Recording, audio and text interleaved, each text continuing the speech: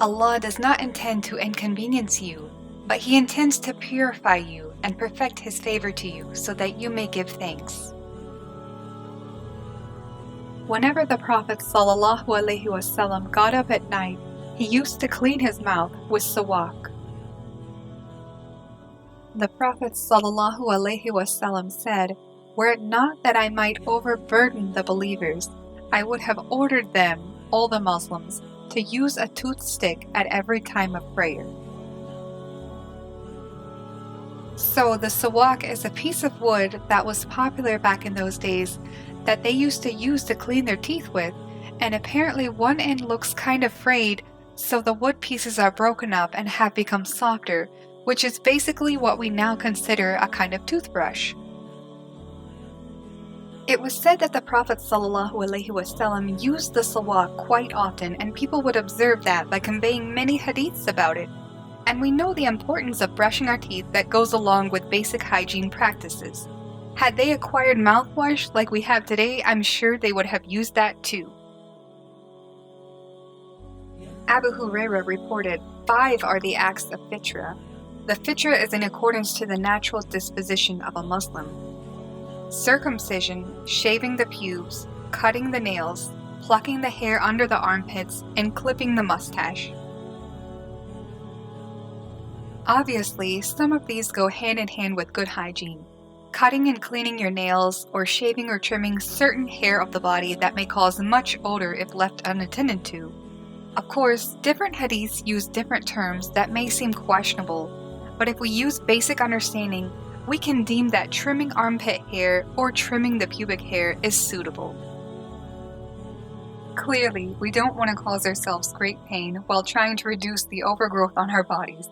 May Allah give us the understanding and make it easy on us.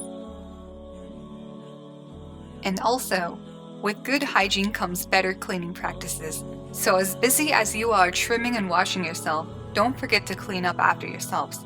How odd for one to primp and freshen up his or herself, and yet their lifestyle is a real mess. These personalized actions should be performed at home in your personal space, and even then, you should still make time to clean up your area when you're finished. You never know when someone may need to use your bathroom, and how embarrassing for all your little hair clippings and nail clippings to be scattered about.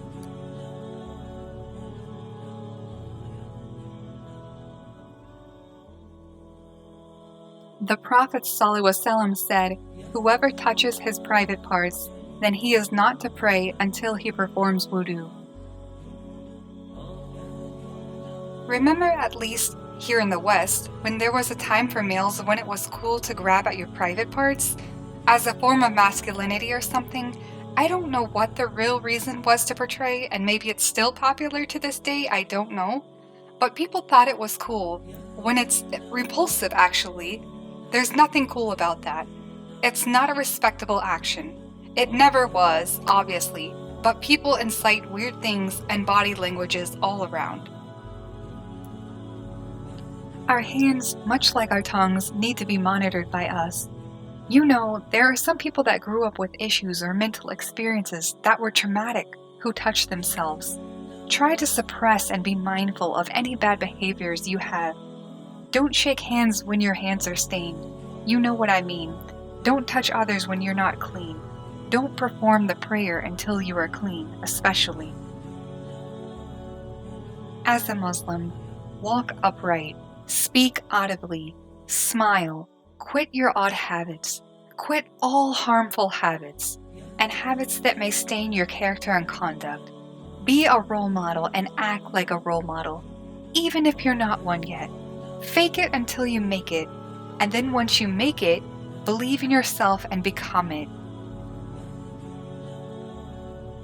I believe in you, and I believe in the whole Ummah, and together we're all just kind of navigating through this life, in this dunya, and we're all just trying to be good people, hygienic people, clean people, respectable people, and role models like the Muslims that built Islam. So until then, I just say Jazakallah khairan, and In-Sha-Allah, I will meet you in the next episode of Hygiene Part 3.